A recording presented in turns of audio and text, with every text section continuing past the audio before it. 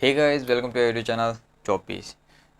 आज हम लोग जानेंगे जियोग्राफी का एमसीक्यूज। ओके, तो जियोग्राफी ऑफ इंडिया में जो भी आपका जो क्वेश्चंस बनता है, जो आपके एग्ज़ाम्स में पूछे जाते हैं, जितने भी एग्ज़ाम्स हो, चाहे आपका एसएससी सीजीएल हो, सीएचएसएल हो, एमटीएस हो, रेलवे, बैंक, सीडीएस एक्सेट्रा, जो भी एग्ज़ाम हो, इससे क्वेश्चन आता ही है। ठीक है, जियोग्राफी से क्वेश्चन आता ही है और बहुत ही इंपॉर्टेंट आता है।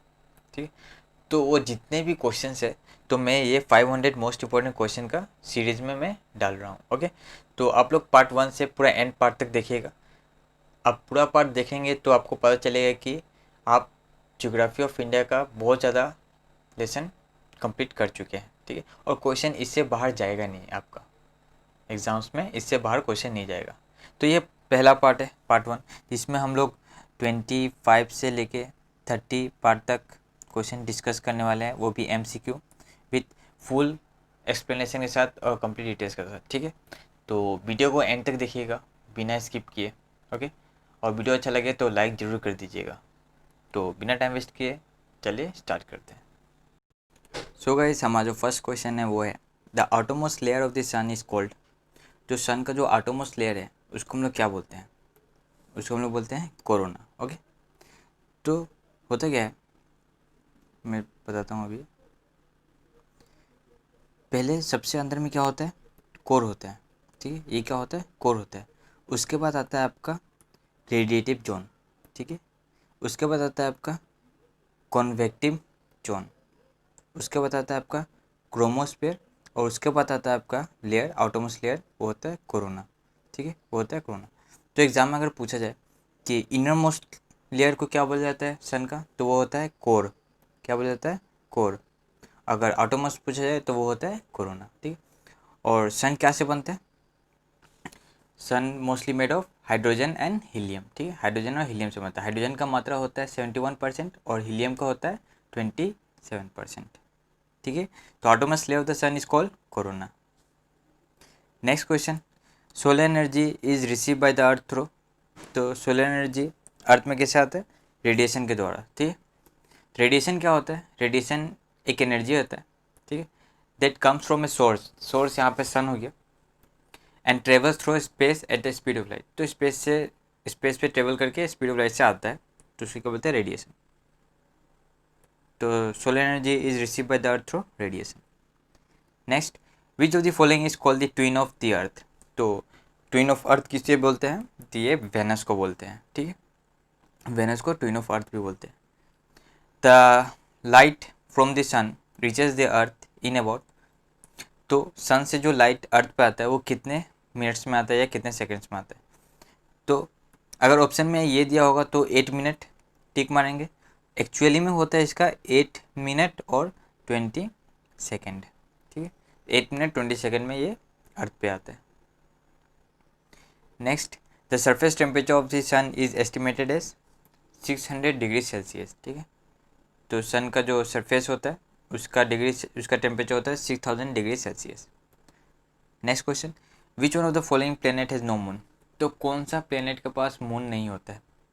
तो दो है, एक होता है मरकुरी और एक है वेनस। ठीक है, तो वेनस और मरकुरी दोनों के पास क्या है? मून नहीं है। तो यहाँ पे से मरकुरी दिया हुआ है तो मरकुरी आंसर होगा। Next, which one of the following is called a red planet. तो रेड प्लेनेट किसे बोलते हैं? तो ये हम लोग मार्स को बोलते हैं। ठीक है, मार्स को रेड प्लेनेट बोलते हैं। अगर वेनस का बात किया जाए तो वेनस क्या होता है? वेनस को हम लोग brightest star in the night sky बोलते हैं, फिर इवनिंग स्टार बोलते हैं, मॉर्निंग स्टार बोलते हैं। ठीक, मरकुरी का बात किया जाए तो ये सबसे smallest planet, Mars red planet और जुपिटर सबसे biggest planet. Okay, next question है, the Milky Way galaxy was first observe by. तो मिल्की वे गैलेक्सी सबसे पहले कौन ऑब्जर्व किया? तो ये है गैलीलियो गैलीली। ठीक है, याद रखिएगा। Next question, the moon is showing its same face to the earth because. जो मून जो है सेम फेस क्यों दिखाता है बार बार अर्थ को? तो वो because it periods of rotation and revolution are the same. उसका जो रोटेशन और रिवोल्यूशन का पीरियड है वो क्या है? सेम रहता है। नेक्स्ट, अगर एग्जाम में पूछा जाए व्हाट पल्सर्स आर, पल्सर्स क्या है? तो पल्सर्स आप सिंपली याद रखिएगा, rapidly spinning stars. Pulsars are rapidly spinning stars. ठीक है guys. Next, the outermost layer of the sun is called corona. ये दोबारा दोनों क्वेश्चन लिख दिया मैंने। Solar energy is receive by the earth through radiation. Which of the following is called blue planet. तो blue planet किसे बोलते हैं? ब्लू प्लेनेट हमारे अर्थ को बोला जाता है। ठीक है, मार्स को रेड प्लेनेट, वेनस को evening star, night morning star, ये सब। Okay, next, day and night are equal at the.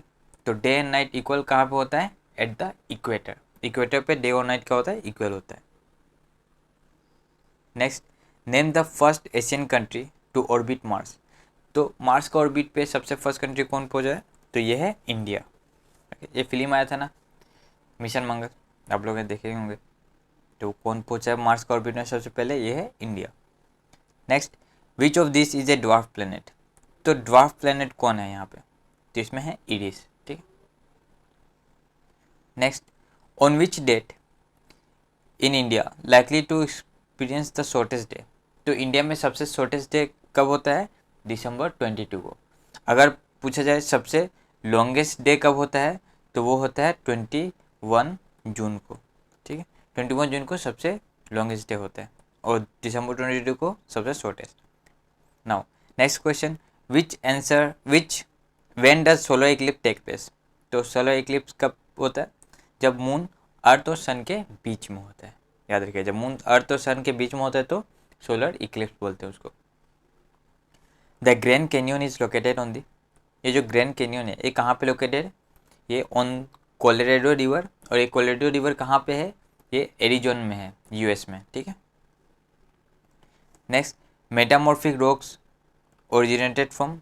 तो मेटामॉर्फिक रॉक्स किससे ओरिजिनेट हुआ है? ये both igneous and sedimentary rock से होता है। इग्नियस होता है जो अर्थ क्रस्ट में बनता है, अर्थ के अंदर में बनता है थोड़ा, वो मैग्मा वो सबसे बनता है। और सेडिमेंट्री रॉक्स होता है जो अर्थ के सरफेस पे बनता है। ठीक है, सेडिमेंटेशन वो सबसे, डिपोजिशन ऑफ रॉक इस सबसे। Next question, marble is the metamorphose form of limestone. ठीक है, मार्बल क्या है? मेटामॉर्फोस फॉर्म ऑफ क्या है? लाइमस्टोन का, याद रखिएगा।